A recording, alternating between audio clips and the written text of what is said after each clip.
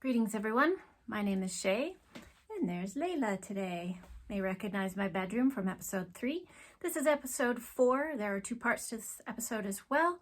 First part, I have some new things to help you sleep, especially maybe through hot flashes, and our meditation in part 2 is all about waves. Let's get started.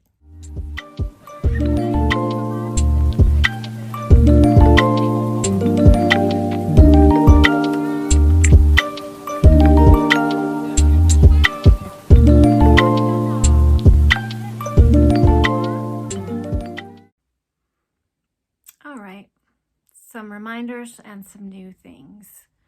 Hopefully in the last week since you watched the last episode, you've been trying to keep a routine, a consistent routine when you're going to bed, that you're having no screens before bed, that you're trying to go to bed at a certain time and get up in the morning at a certain time. If this isn't working for you, keep trying. Hopefully it'll help, and hopefully if you do my new meditation, it will help you. So a couple new ideas that I had around sleep. I use a sleep monitor.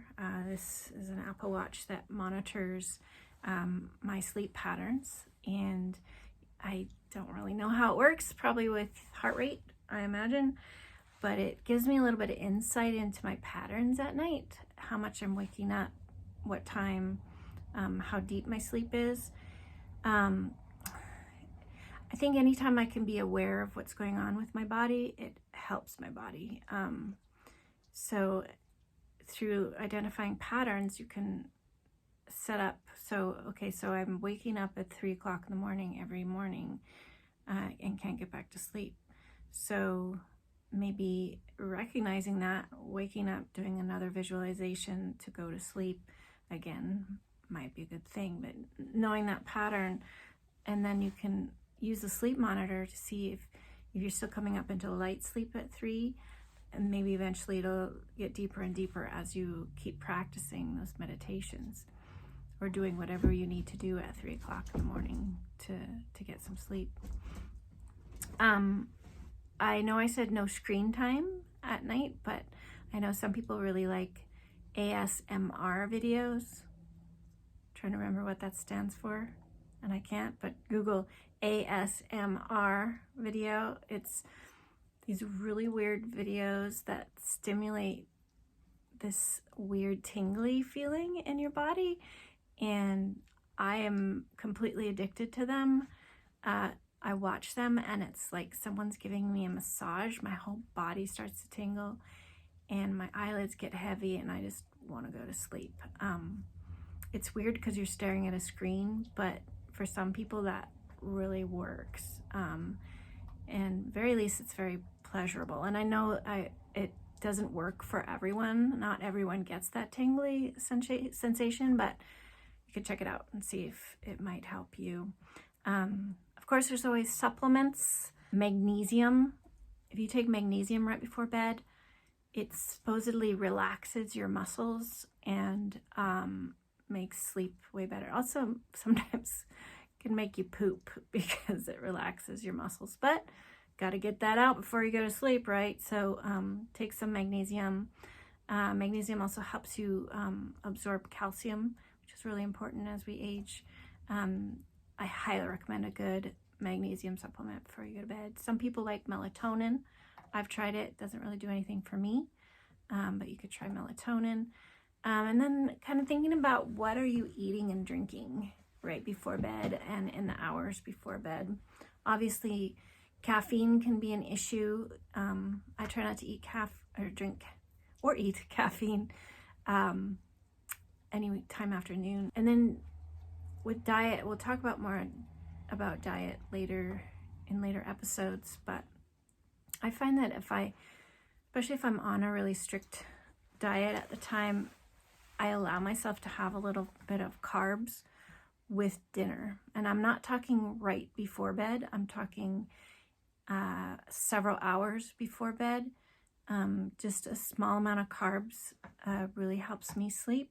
Obviously, I feel like I'm preaching, but all of this information, again, is based on things I've tried and work for me. If they don't work for you, they don't work for you. But some of it is research-based, research that I've done on these things, various things I've heard and read about, and I've tried, and they work for me. Regarding hot flashes, I have a confession. I don't get hot flashes, and I hesitate to even tell you that, and I also want to knock on some wood because I don't want hot flashes to start, but so I can't really speak that much to physical